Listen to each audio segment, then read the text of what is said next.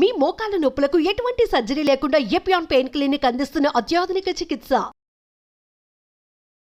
అందరికీ నమస్కారం. నా పేరు మాధురి. మీరు చూస్తుంది సుమన్ టీవీ నెట్వర్క్. మనకు తెలియని ఎన్నో ఆధ్యాత్మిక విషయాలు మనకి తెలియజేయడానికి మనతో పాటు ఉన్నారు ప్రముఖ జ్యోతిష్య పండితులు బ్రహ్మశ్రీ సుధీర్ శర్మ గురువు గారు.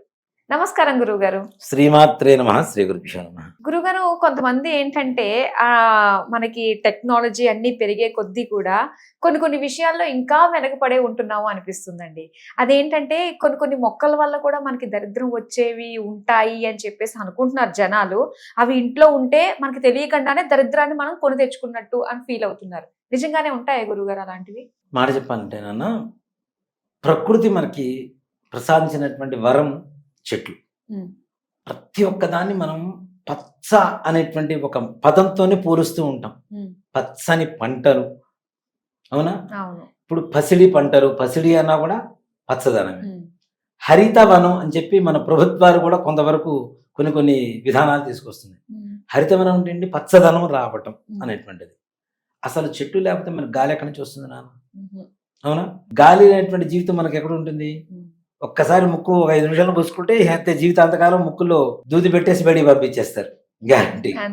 అంత ఘోరమైనటువంటి పరిస్థితి. వాయుదేవుడు అంటాం మనం. పంచభూతాల్లో వాయుదేవుడు. వాయువు ఇచ్చేటువంటిది ఏంటి అంటే ముఖ్యంగా చెట్లు. ఈ చెట్లలో కొన్ని రకాల చెట్లు ఇళ్లల్లో ఉండకూడదు అని చెప్పడానికి కూడా గొప్ప రీజన్స్ ఉన్నాయి నాన్న. అంతేకాని అది దరిద్రానికి హేతువు కాదు. కొన్ని ఇళ్లలో చెట్లు ఉండకూడదు. ఏంటి అంటే ముఖ్యంగా రావి చెట్టు, మర్రి చెట్టు, ఈ రెండు ఇంట్లో ఉండకూడదు. కానీ అవన్నీ దేవదారు వృక్షాలు అంటారు కదండి. దాని కూడా కారణం చెప్తా.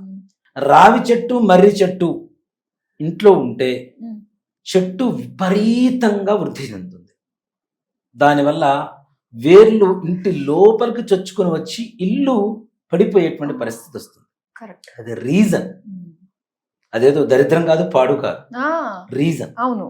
మనం ఏరుకోరుకొని రావి చెట్టు దగ్గరికి వెళ్ళి ప్రదక్షిణాలు చేస్తాం, రావి చెట్టు కింద కూర్చొని జపం చేస్తాం. రావి చెట్టు నుంచి వచ్చేటువంటి గాలి పీలిస్తే సకల రోగాలు నివారణ కలుగుతాయని చెప్పి రావి చెట్టు ప్రదక్షిణాలు చేయండి అని చెప్పి చెప్తారు.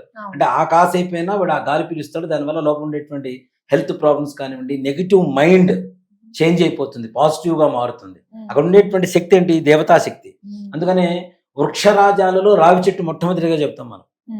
మూలతో బ్రహ్మరూపాయ, మధ్యతో విష్ణు రూపుణే, అగ్రత శివరూపాయ, అశ్వత్థాయ నమో నమః అని చెప్పి రావి చెట్టుకి మనం మంత్రం చదువుతూ మరి ప్రదక్షిణం చేస్తాం.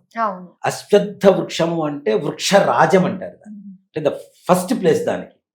అలాంటిది ఇంట్లో ఉండడం వల్ల ప్రమాదం. కాబట్టి దానివల్ల దరిద్రం కాదు, ప్రమాదం. కొన్ని రోజులకి మొత్తం వేడి మొత్తం లోపలికి వెళ్ళిపోయి రూట్స్ మొత్తం పెకిలించి వేస్తుంది. గోడలు పగిలిపోతాయి, ఫ్లోరింగ్ లేచిపోతూ ఉంటుంది చూడండి కదా. అందుకని రావి చెట్టు, మర్రి చెట్లు ఇంట్లో ఉండకూడదు అని చెప్తారు. కారణం అది.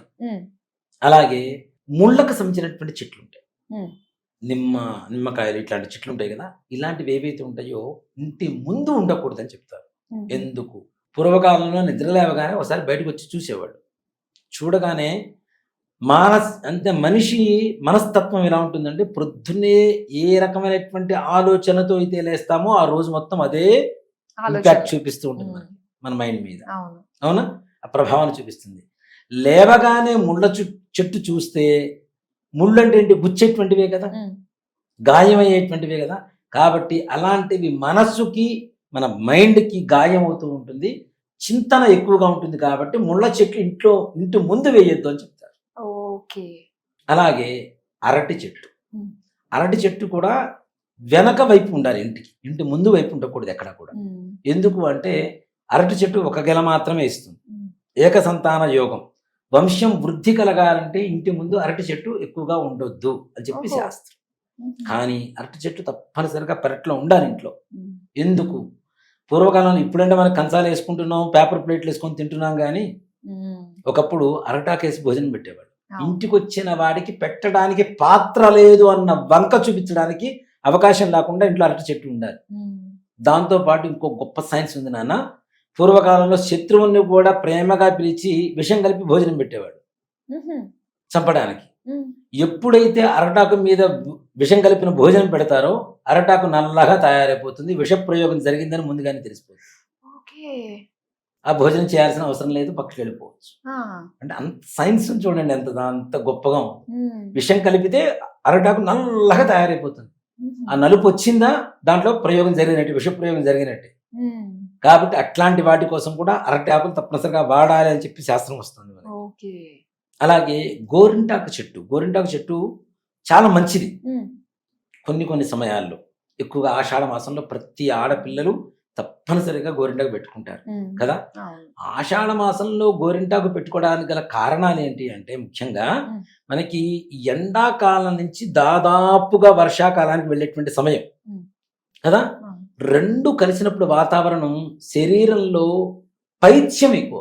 ఉమ్, ఈ గోరింటాకు పెట్టడం ద్వారా సమశీతోష్ణాలు తీసుకొస్తుంది, వేడిని తగ్గిస్తుంది, చల్లదనాన్ని కొంచెం పెంచుతుంది. ఉమ్. రెండు ఈక్వల్ చేస్తూ ఉంటే అది సంపూర్ణమైనటువంటి ఆరోగ్య సూత్రం కింద గోరింటాకు పెడుతూ ఉంటాం. ఉమ్, కానీ గోరింటాకు చెట్టు కూడా ముళ్ళు ఉంటాయి కదా, అవును.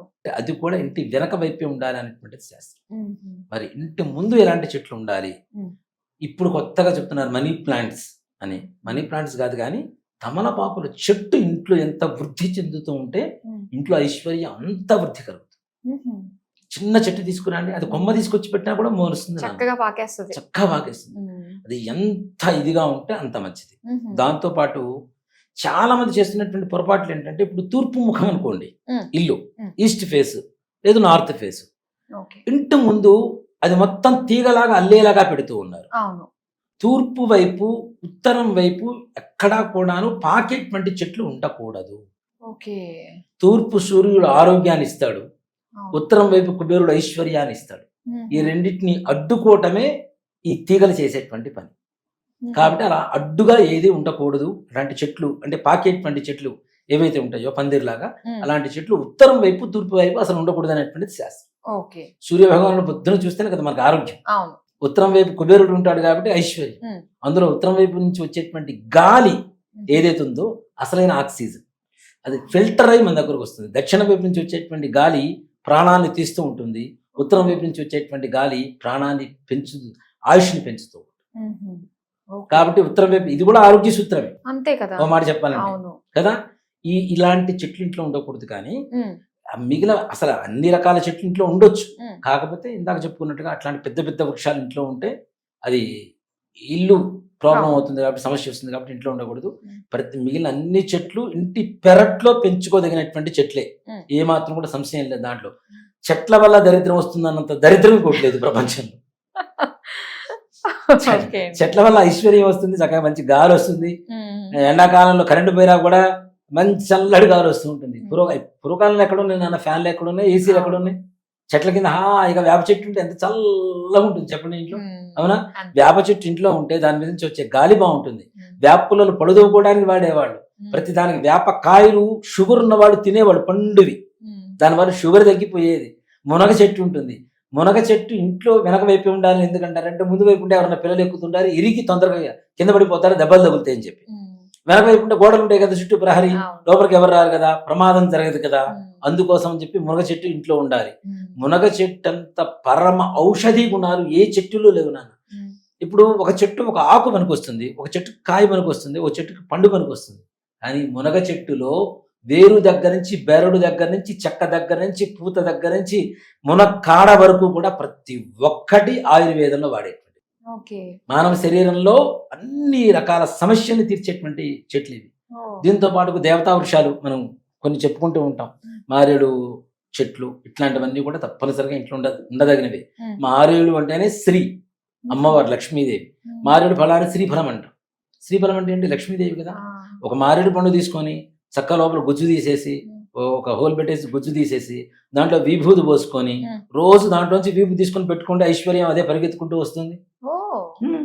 ఉమ్, శ్రీఫలం అంటేనే లక్ష్మీదేవి కదా. ఓకే. కాబట్టి దాంట్లో విభూది పోస్తున్నాం, ఈశ్వర తత్వాన్ని లక్ష్మీదేవితో నిమిడీకృతం చేస్తున్నాం. ఉమ్, అప్పుడు ఐశ్వర్యం తప్పనిసరిగా, ఈశ్వరుడు ఐశ్వర్యకారకుడు కాబట్టి ఆయనకి ఇష్టమైంది భస్మం కాబట్టి, పొద్దున్నే భస్మం పెట్టుకున్న వాళ్ళు మారేడు పండులోంచి తీసి పెట్టుకున్న వాళ్ళకి ఐశ్వర్య ప్రాప్తి కలుగుతుంది తప్పనిసరిగా. ఉమ్, అంటే ఇన్ని రకాల ప్రయోజనాలు ఉన్నటువంటి వాటిల్ని మనం కొంతమంది ఏం చేస్తున్నామంటే, ఇంకా ఏదో వీటిల్లో కూడా దరిద్రం ఉంది, వాటిలో దరిద్రం ఉందని చాలా మంది బాధపడుతున్నారు. కానీ ఉమ్, అలా అసలు ఆలోచించాల్సిన అవసరమే లేదు.